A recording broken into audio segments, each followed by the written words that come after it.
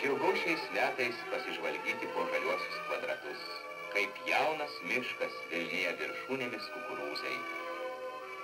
Ne viename kolūkyje ar rajone subrendo gausius derlius.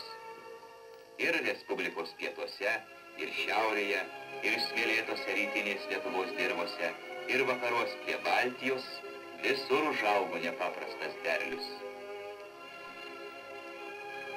Žvelgiant į tokius milžinus, nebelieka vietos abejonėms. Bet yra žmonių, kurie vis dar kalba, būk tai ne mūsų žemdirbiai, o nepaprastai šilta, saulėta šių metų vasara užaugino tokį derlių. Tegul jie pasižiūri štai į tokius pasėlius. Ne debesio šešėlyje augo šie kukurūzai. Ir jiems švietė saulė, bet nebuvo jėgų kilti aukštyn, kai blogi šeimininkai paliko juos piktžolių baliai. Bet tai tik išimtys.